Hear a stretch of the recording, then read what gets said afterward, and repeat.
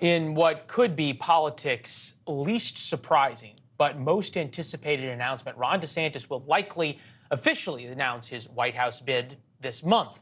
For example, his press secretary just tweeted today, "I believe that Governor DeSantis is the only leader who can see us to victory at the critical moment in American history. Because of this, I'm stepping away from this role to pursue other avenues of helping to deliver the governor's success to our country."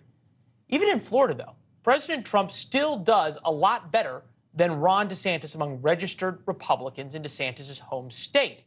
Steve Cortes is here, Donald Trump's former campaign advisor, who has now switched to Ron DeSantis. Steve, they said, hey, we got somebody who went from Trump to DeSantis for this tonight's segment.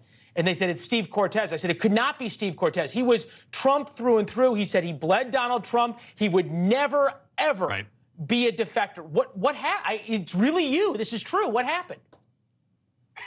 It is indeed. Listen, not an easy decision. I was honored to work for Donald Trump, and I'd like to believe I was one of his most forceful advocates in media for very many years. But my loyalty lies first and foremost to the country and the cause of patriotic populism. And I firmly believe that while Donald Trump was the right disruptor, the candidate we needed back in 2016, now and into the future, I firmly believe that Governor Ron DeSantis is the best possible option to both win the election in 2024 and to then implement a very conservative, populist governing agenda after winning. When I look at the reality of what has happened in recent years, I think we as conservatives need to be honest about the string of successive election cycle losses.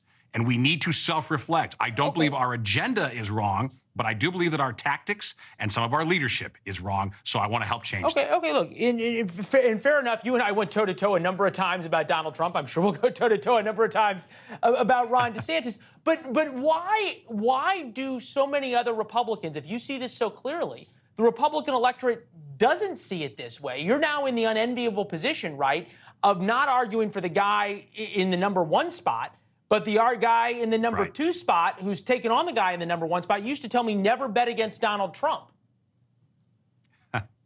Listen, clearly I am now in the camp of the political underdog, of the political outsider, the political renegade. I'm okay. I'm comfortable with that because when I joined, DeSantis is not the political outsider underdog. He's governor of Florida. He was in Congress. Come on. Leland, he is the political outsider right now. Donald Trump has become the Republican establishment. I think that is the reality. And let me give you some proof of that.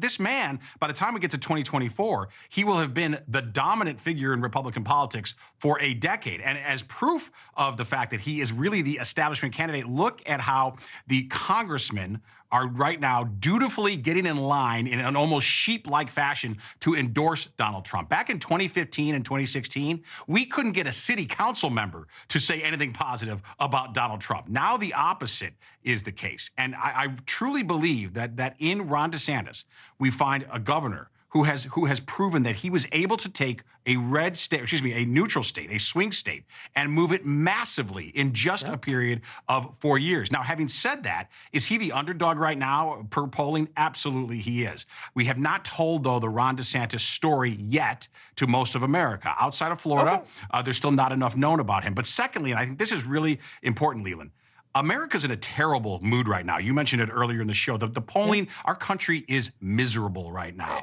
Confidence has tanked and economic anxiety has soared. No argument in either of those answers, and I apologize for cutting in, but I want to get you on the record on this last point.